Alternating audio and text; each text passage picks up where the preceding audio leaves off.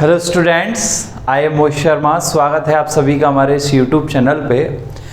देखिए, स्टूडेंटों की काफ़ी क्यूरियोसिटी थी, काफ़ी मांग उठ रही थी टाइम टेबल को लेके। तो आपका इंतज़ार अब ख़त्म हो चुका है क्योंकि यूनिवर्सिटी का टाइम टेबल जारी हो चुका है।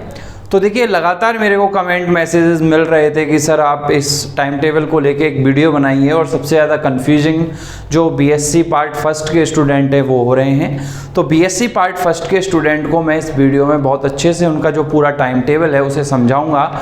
और देखिए, मैंने आपको एक बात बोली थी प्रीवियस वीडियोज़ में कि आपको इस बार गैप बहुत कम मिलने वाला है एग्ज़ाम्स में। तो गैप रियल में ही आपको बहुत कम मिला है। तो आप अपनी जो स्टडी है उसको आज से ही, यदि अभी तक आपने कंटिन्यू नहीं किया अच्छे से स्टडी, तो अभी कंटिन्यू कीजिए, ठीक है ना। तो मैं आपको बिल्कुल अच्छे से इस जो पार्ट फर्स्ट का टाइम टेबल है उसको समझाऊंगा इस वीडियो में। और जो सेकेंड ईयर फाइनल ईयर का टाइम टेबल है उसको भी हम नेक्स्ट वीडियोस में डिस्कस करेंगे, ठीक है। तो देखिए, आपके जो एग्ज़ाम्स हैं वो आपके पहली पारी में हैं। फर्स्ट शिफ्ट में आपके एग्ज़ाम हैं, फर्स्ट शिफ्ट नहीं सॉरी सेकंड शिफ्ट में आपके एग्ज़ाम हैं 11 से 2। क्योंकि मैंने बताया था आपके 3 शिफ्ट हैं, एक तो 7 से 10 है, एक 11 से 2 है और एक 3 से 6 है। तो 11 से जो 2 वाली शिफ्ट है, इस 11 से 2 वाली शिफ्ट में आपके फर्स्ट ईयर के एग्ज़ाम होंगे, ठीक है ना।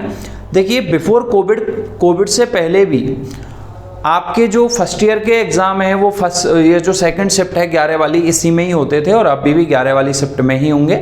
तो देखिए, मैंने बताया था कि एक दिन में 2 पेपर हैं। तो आपका जो फर्स्ट पेपर है वो तो होगा 11 से 12:30, फिर आपको 10 मिनट का गैप मिलेगा और फिर 10 मिनट के गैप के बाद जो आपका सेकंड पेपर है वो 12:40 से 2:10 होगा, ठीक है ना।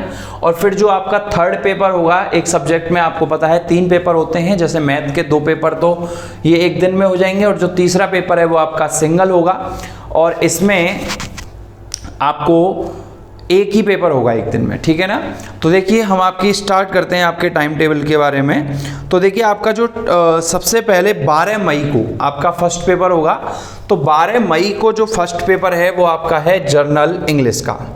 12 मई को जर्नल इंग्लिश का आपका पेपर होगा, जर्नल इंग्लिश, ठीक है। इसके बाद देखिएगा 12 मई के बाद 13, 14, 15, 16 4 दिन आपके कोई भी पेपर नहीं है। फिर जो 17 मई को आपके स्टार्टिंग हो रही है मैथ से। तो मैथ का फर्स्ट और सेकंड पेपर आपका 17 मई को है। और बायो वालों का इस दिन जूलॉजी का होगा, यानी जूलॉजी फर्स्ट और जूलॉजी सेकंड को। फिर देखिए, आपको कोई भी गैप नहीं है। 18 को आपको जर्नल हिंदी का पेपर है, मतलब 17 के बाद सीधे नेक्स्ट डे आपका 18 मई को जर्नल हिंदी का पेपर है आपका, ठीक है ना। इसके बाद देखिए, फिर उसके नेक्स्ट डे गैप आपके पास बहुत कम है। 19 मई को जो मैथ का थर्ड पेपर है वो होगा और जो बायो वाले हैं उनका जूलॉजी थर्ड का पेपर होगा। यानी 19 मई को आपका सिंगल पेपर होगा। मैथ का जो थर्ड पेपर है 3D वो होगा और जूलॉजी का जो भी थर्ड पेपर है वो होगा, ठीक है ना। फिर इसके बाद जो 20 मई को आपका कोई भी एग्ज़ाम नहीं है। 21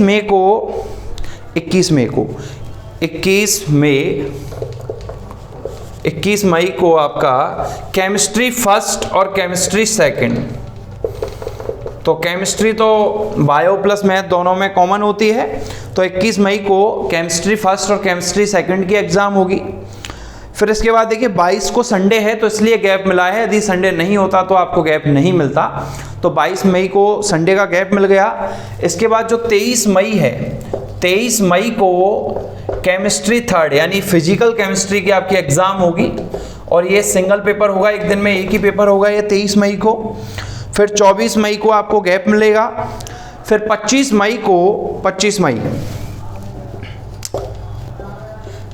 मई को फिजिक्स फर्स्ट और सेकंड और बायो वालों का फिजिक्स के साथ चलता है बॉटनी, तो बॉटनी फर्स्ट और सेकंड। फिर 26 को आपकी कोई एग्ज़ाम नहीं है। 27 मई 27 मई को आपका फिजिक्स का थर्ड पेपर होगा, फिजिक्स का थर्ड पेपर होगा, और साथ में ही जो बायो वाले हैं उनका बॉटनी का थर्ड पेपर है, बॉटनी का थर्ड पेपर है। फिर देखिए 28, 29 को आपको 2 दिन का गैप मिल रहा है, और 30 मई को ENVS का मतलब है जो आपका पर्यावरण अध्ययन है, इस पर्यावरण अध्ययन का पेपर होगा 30 मई को, 30 मई को ENVS का पेपर है। फिर 31, 1, 2, 3 को आपका कोई पेपर नहीं है। फिर 4 को एलिमेंट्री कंप्यूटर, 4, 6 यानी 4 जून को है। फिर इसके बाद पेपर आपका 4 जून को होगा एलिमेंट्री कंप्यूटर,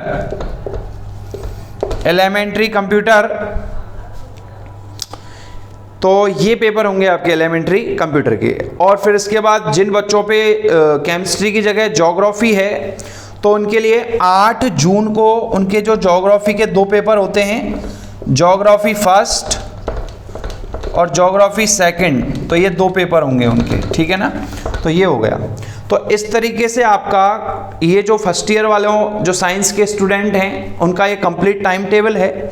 अब देखिए इसमें एक बच्चे कंफ्यूज इसको लेकर के हो रहे हैं कि 10/6/2022 में एलिमेंट्री हिंदी है। देखिए अपने यहाँ पे जो साइंस में जर्नल हिंदी और जर्नल इंग्लिश चलते हैं, तो अपना देखिए जर्नल हिंदी की एग्ज़ाम 18 मई को हो रही है। तो ये जो अपने जर्नल हिंदी जर्नल इंग्लिश चल रहे हैं, इसलिए एलिमेंट्री हिंदी हमारे नहीं है। तो ये जो आपके मेन एग्ज़ाम हैं, हम कह सकते हैं कि आपको 4 जून को आप फ्री हो जाएंगे, और जिनके पास ज्योग्राफी है वो 8 जून को फ्री हो जाएंगे, ठीक है। तो देखिए इसमें मैं आपको कुछ चीज़ें बता देना चाहता हूँ। आप जानते हैं कि आपके 4 कंपलसरी पेपर होते हैं, journal Hindi, journal English, ENVS और कंप्यूटर। देखिए जर्नल हिंदी और जर्नल इंग्लिश के लिए आप क्या करें कि इन कंपलसरी पेपरों की जो परसेंटेज में नंबर ऐड नहीं होते हैं, तो आप इनके लिए जो सीरीज़ हैं, कोई भी सीरीज़ ले आएँ, राजा की, सम्राट की, कोई भी सीरीज़ ला सकते हैं आप, तो उनसे इनको कवर करें। हिंदी और इंग्लिश दोनों के पेपर रिटर्न होते हैं, और जो ENVS और कंप्यूटर है, इन दोनों के पेपर आपके ऑप्शनल होते हैं, मतलब OMR भरनी होती है। अब एक इम्पॉर्टेंट बात यह है कि देखिए आपको इसमें नीचे आपके टाइम टेबल में ये क्लियर मेंशन किया हुआ है कि जो एलिमेंट्री कंप्यूटर है, इसका जो पेपर का ड्यूरेशन है वो 2 आवर का रहेगा। जो आपका एलिमेंट्री कंप्यूटर का पेपर होगा 4 जून को, इसके लिए आपको कितने घंटे का टाइम दिया जाएगा? 2 आवर का टाइम दिया जाएगा, ठीक है। और ENVS वगैरह और जो हिंदी इंग्लिश है उनके लिए वही 1.5 घंटे का टाइमिंग रहेगी। तो ENVS के लिए आपको 2 आवर का टाइम दिया जाएगा, ठीक है ना। तो इस तरीके से ये आपका टाइम टेबल है। देखिए गैप आपके पास बहुत कम है, और अब आपको जो आपकी स्मार्ट वर्क है उसको लेकर के अपनी स्टडी करनी है। और मैं कंटिन्यू वीडियो बना रहा हूँ मैथ को लेकर के, हमने बनाई थी डिस्क्रीट में कि आप कैसे डेढ़ यूनिट से 40 में से 40 नंबर ला सकते हैं। देखिए फर्स्ट ईयर के स्टूडेंट हैं, आप बिल्कुल नर्वस ना हो, अच्छे से अपनी स्टडी करें। जो आपको नोट्स हमने प्रोवाइड करवाए हैं, जो भी क्लास टीचर ने आपको, सब्जेक्ट टीचर ने पढ़ाया है, नोट्सों को अच्छे से पढ़ें, प्रीवियस ईयर के क्वेश्चंस देखें। अभी आपके पास टाइम है, 50% आपको सिलेबस कवर करना है, तो कोई बड़ी बात नहीं है। और यदि कोई भी आपको इस टाइम टेबल से रिगार्डिंग कोई भी कन्फ्यूजन है, कोई भी डाउट है, तो आप मेरे व्हाट्सएप नंबर पर मेरे से कांटेक्ट कर सकते हैं, ठीक है। और मैंने आपको बता ही दिया कि जो आनंदम और कंप्यूटर की जो प्रैक्टिकल फाइल्स है उनको भी आप रेडी करें। और देखिए कॉलेज में इन फाइलों को जो डिपॉजिट करने को लेकर के आपको 1-2 दिन में नोटिस मिल जाएगा। इसमें आपको नो ड्यूज सर्टिफिकेट बनवा करके ये जो फाइल हैं वो सबमिट करवानी होंगी। अब ये नो ड्यूज सर्टिफिकेट क्या होता है? देखिए नो ड्यूज सर्टिफिकेट का मतलब होता है कि हम जो कॉलेज से कई बार लाइब्रेरी से बुक वगैरह इश्यू करवाते हैं, या और बुक वगैरह इश्यू करवाते हैं, तो वो बुक वगैरह को हमको जमा करवा के और फिर ये एक सर्टिफिकेट मिलता है, जिससे इसका मतलब होता है नो ड्यू, मतलब हमारे कॉलेज में कोई ड्यू नहीं है, कोई फीस वगैरह ड्यू नहीं है, फीस वगैरह हमारी सारी डिपॉजिट है। हमने जो भी कॉलेज से बुक ली थी वो हमने डिपॉजिट करवा दी है। तो वो नो ड्यू सर्टिफिकेट बनवा के आप जो अपने क्लास सब्जेक्ट टीचर हैं उनसे अच्छे से उनको चेकिंग करवाएं प्रैक्टिकल फाइल्स की, और फिर डिपॉजिट करवाएं, ठीक है ना। और आप अपनी स्टडी कंटिन्यू रखें और यदि कोई भी आपको दिक्कत आए तो आप मेरे से कांटेक्ट करें। और देखिए ये जो चैनल है ये आपके लिए है, स्टूडेंट्स के लिए है, तो आप प्लीज़ इनको वीडियोस को ज़्यादा से ज़्यादा लाइक करें, शेयर करें और हमारे चैनल को सब्सक्राइब करें। Thank you so much.